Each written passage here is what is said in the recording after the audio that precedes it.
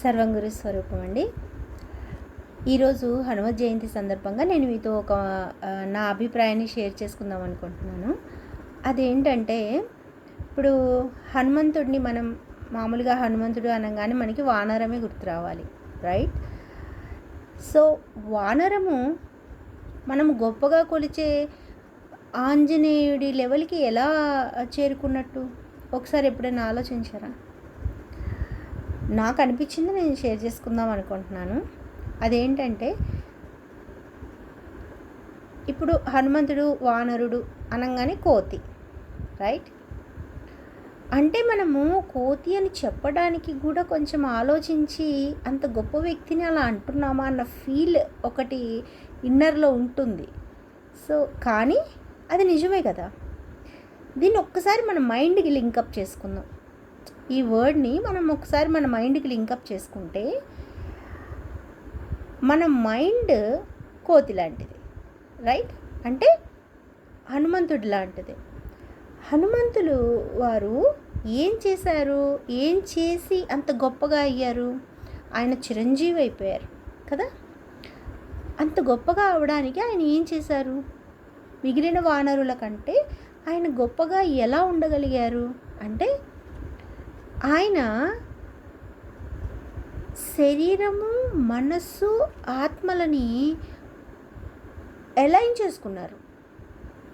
అంటే తనకున్న భక్తితోటి, అంటే ఒక దాని మీద కాన్సన్ట్రేట్ చేసి, ఆ కాన్సన్ట్రేషన్ అనే దానితోటి శరీర మనస్సులని ఏకం చేశారు.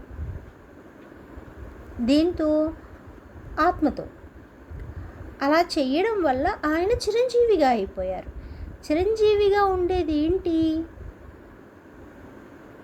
ఆత్మే. ఆత్మకి చావు లేదు, చెప్పుకున్నాం కదా. సో ఆయన ఆ స్థితికి వెళ్ళడానికి ఆయనకి ఏం సహకరించింది? భక్తి. దేని మీద భక్తి? రాముల వారి మీద భక్తి, రైట్?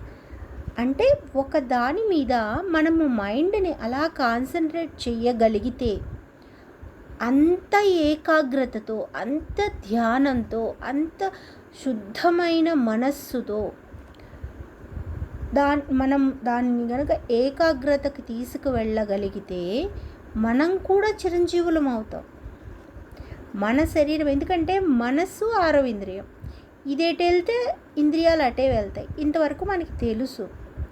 సో మన మనస్సు ఎటువైపు అయితే వెళ్తుందో నువ్వు అటు తీసుకెళ్తే ఆటోమేటిక్గా అంత ఏకాగ్రతగా దాని మీద కాన్సన్ట్రేషను మన శరీరం కూడా వెళ్ళిపోతుంది దాంతోపాటు. అయితే ఇక్కడ తెలియాల్సింది ఏంటంటే, దేని మీద ఆయన కాన్సన్ట్రేషన్ చేశారు? హనుమంతుల వారు చేసింది కాన్సన్ట్రేషన్ అనేది రామనామము మీద. ఆయన దృష్టిలో రాముడు అనేది ఒక వ్యక్తికి సంబంధించినది కాదు. రమంతే యోగినో రామః, యోగులందరూ ఏ రామనామంలో అయితే రమిస్తున్నారో ఆ రామనామము ఆయన కూడా ఆ రామనామము మీద రమించడం మొదలుపెట్టారు. అది శక్తిగా మారింది.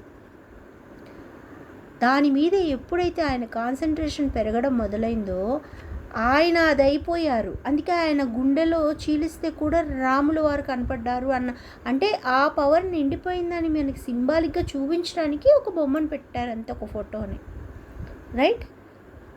కాబట్టి దశరథ రాముడి తనయుడు రాముడిని కాదు ఆయన పూజించింది.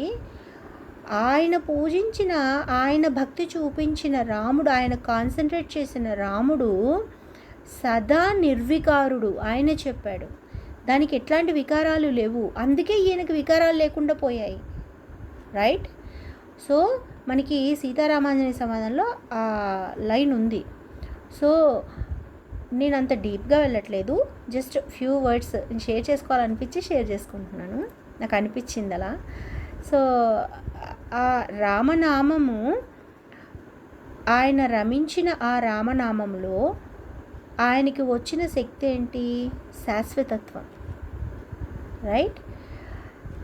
కాబట్టి మనము మన మనసుని గనుక అంత కాన్సన్ట్రేషన్ లెవెల్కి గనుక తీసుకెళ్ళగలిగితే, శరీర మనస్సుల్ని ఏకం చేయగలిగితే, మనము కూడా ఆ ఆత్మతత్వంలో నిలబడగలం.